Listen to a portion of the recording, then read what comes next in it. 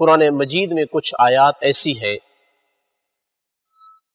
کہ جن کی تفسیر میں، جن کے ترجمے میں، معنی اور مفہوم میں بعض لوگ یہ خیال کرتے ہیں کہ نبی کی، انبیاء کی عصمت کے خلاف باتیں ہیں، بلکہ بعض لوگ ان سے ثابت کرتے ہیں کہ انبیاء سے بھی گناہ ہو جاتا تھا۔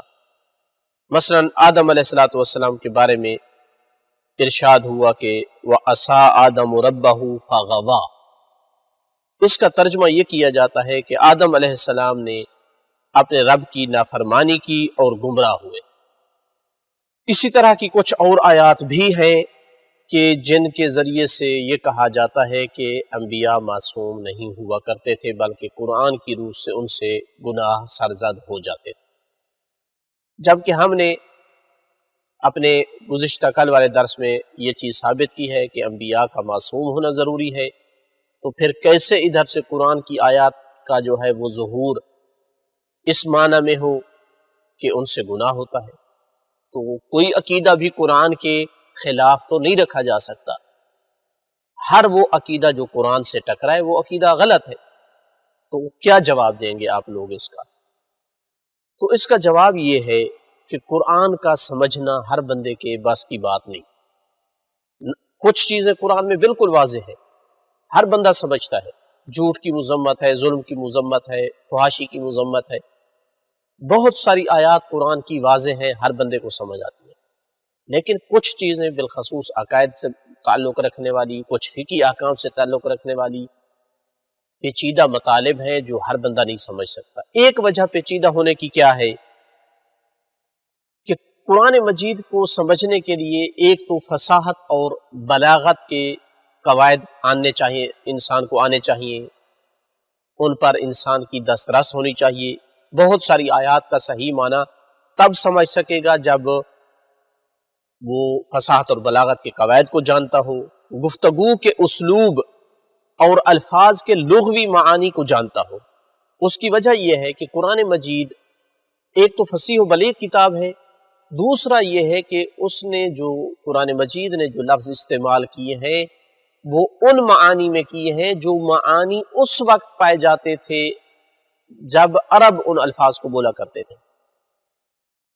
کیونکہ کوئی بھی زبان 1000 سال میں یا اس سے بھی زیادہ عرصہ اب ہو چکا ہے قرآن کو اترے ہوئے 1400 سال کے قریب، کوئی بھی زبان جو ہے وہ اسی طریقے پر باقی نہیں رہتی۔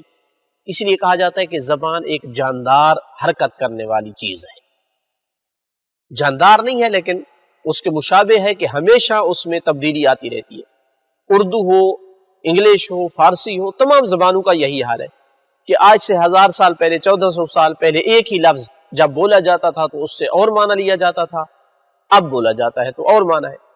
مثال دوں میں، ایک لفظ امام ہے، آج میں جب بولتا ہوں نا امام تو ہم سب سمجھتے ہیں امام معصوم، لیکن جب رسول اکرم صلی اللہ علیہ وسلم کا زمانہ تھا تو امام یعنی لیڈر۔ اسی لیے قرآن نے کہا ہے کہ کچھ امام ایسے ہیں جو لوگوں کو جہنم لے جائیں گے۔ ہر لیڈر کو، ہر رہنما کو امام کہا جاتا تھا، پیش نماز کو بھی امام کہا جاتا تھا۔ تو میں نے ایک یہ مثال پیش کی ہے۔ تو قرآن مجید کی آیات کو سمجھنے کے لیے ضروری ہے کہ یہ دیکھا جائے کہ جب قرآن اترا تھا تو یہ لفظ کس معنی میں استعمال ہوتا تھا۔ اگر کوئی بندہ اس طرف متوجہ ہے کہ اس وقت کیا معنی تھے ان الفاظ کے، یہ نہیں کہ آج کیا معنی ہے، اور ساتھ فصاحت اور بلاغت کے نکات کو بھی جانتا ہے، تو انبیاء کی عصمت کے بارے میں شک میں ڈالنے والی جتنی آیات ہیں ان سب کے معنی صحیح ہو سکتے ہیں۔ کوئی آیت بھی ایسی نہیں رہے گی جو عصمت والے عقیدے سے ٹکرائے، جو عصمت انبیاء کی نفی کرے۔ مثال دوں کہ یہی آدم علیہ السلام والی آیت ہے، کس سے وہ ثابت کرتے ہیں کہ جی آدم علیہ السلام سے معصیت ہوئی؟ چونکہ قرآن نے کہا وَعَصَىٰ آدَمُ رَبَّهُ، کہا کہ دیکھو جی اس میں عصا ہے، اور عصا یعنی نافرمانی ہے، معصیت نافرمانی ہے اللہ تعالیٰ کی اور گناہ ہے۔ جبکہ یہ لفظ عصا آج کل جب کہا جاتا ہے، عربی میں عصا اور ہم کہتے ہیں معصیت، تو آج کل جب یہ کہا جاتا ہے تو ہاں بالکل گناہ کے معنی میں استعمال ہوتا ہے، لیکن جب قرآن نازل ہوا تھا تو بھی یہی معنی مراد ہوتا تھا؟ نہیں، ہرگز ایسا نہیں ہے۔ اس وقت عرب اس کو جس معنی میں استعمال کرتے تھے وہ مانا تھا کہ کسی کی بات کو نہ ماننا، کسی کی بات کو نہ ماننا۔ اب کبھی وہ گناہ کی شکل بن جاتا تھا اور کبھی گناہ نہیں بنتا تھا۔ مثلا اللہ تعالیٰ اگر کسی کو آرڈر کرے کہ میں کہہ رہا ہوں یہ کرو، اب اس بات کو نہ ماننا انسان کو گناہگار بنا دیتا ہے۔ لیکن اگر اللہ تعالیٰ نصیحت کرے کہ آپ کے لیے بہتر یہ ہوگا، یہ کرو، اگر ایسا نہ کیا تو آپ مشکل میں پڑ جائیں گے، یہاں اگر اللہ تعالیٰ کی کوئی نصیحت نہ مانے تو گناہ نہیں ہوگا، چونکہ اللہ نے آرڈر نہیں کیا ہے۔ اللہ تعالیٰ نے تو ایک خیر خواہ ہونے کے انداز میں ایک نصیحت کی ہے، بے عین ہی اس طرح جس طرح ایک باپ جو ہے ایک دفعہ بیٹے کو کہتا ہے کہ بیٹا یہ کام نہیں کرنا کسی صورت میں کہہ رہا ہوں، یہاں اگر نہیں کرتا ہے تو باپ کی نافرمانی ہے۔ لیکن ایک دفعہ کہے کہ بیٹا اتنا زیادہ نہ پڑھو، تھک جاؤ گے، کل پیپر دینا ہے، اب سو جاؤ، یہاں اگر اس نے نہیں مانی ہے تو باپ ناراض نہیں ہوگا کہ میں نے تو آپ کے فائدے کی بات کی، آپ کی مرضی، زیادہ پڑھنا ہے تو پڑھو، مجھے کیا۔ لیکن یہ ہے کہ اگر وہ زیادہ پڑھا اور کل تھک گیا تو خود نقصان اٹھانا ہوگا۔ اس کو اصولی اصطلاح میں اس دوسری قسم کو امر ارشادی کہا جاتا ہے، یعنی نصیحت والا امر، آرڈر نہیں ہے۔ جبکہ جو پہلی قسم ہے جہاں آرڈر ہوتا ہے اس کو امر مولوی کہا جاتا ہے۔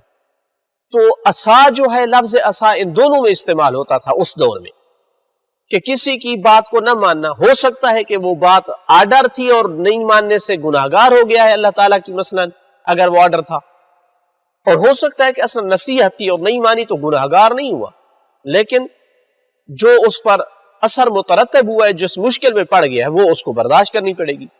تو آدم علیہ السلام کو اللہ تعالیٰ نے جو درخت سے منع کیا تھا وہ یہ نہیں تھا کہ میں کہہ رہا ہوں نہیں جانا اور میرا آرڈر ہے، نہیں، اس کے پاس نہیں جانا ورنہ مشقت میں پڑ جاؤ گے، مشکل میں پڑ جاؤ گے۔ آدم علیہ السلام چلے گئے، نافرمانی نہیں کی، وہ نافرمانی کے جو گناہ والی ہے، معصیت ہے، جس کو ہم آج کل معصیت کہتے ہیں، نصیحت نہیں مانی اور اس سے وہ گناہگار نہیں ہوتا، لیکن جو نتیجہ تھا، مشکلات تھیں، وہ ان کو جھیلنا پڑی۔ مزید یہ جو آیات ذکر کی جاتی ہیں انبیاء کے متعلق، اتنی تفصیل نہیں ہے کہ ہم ان تمام آیات کو لے کر آئیں۔ سید مرتضی عالم الہدا کی کتاب ہے عصمت الانبیاء، اس کا مراجعہ کیا جا سکتا ہے۔ تفسیر المیزان کو مثلا آپ دیکھ سکتے ہیں، تفسیر نمونہ کو دیکھ سکتے ہیں جو کہ امثل کا ترجمہ ہے، تو وہاں ان آیات کے متعلق تفصیل دی گئی ہے کہ ان آیات سے گناہ ثابت نہیں ہوتا ہے۔ لہٰذا شیعہ اثنا عشریہ امامیہ کا جو عصمت انبیاء کا عقیدہ ہے وہ قطعاً قرآن کی آیات سے نہیں ٹکراتا ہے، بلکہ کئی ایک آیات تو برعکس انبیاء کی عصمت کے عقیدے کو قریب کرتی ہیں۔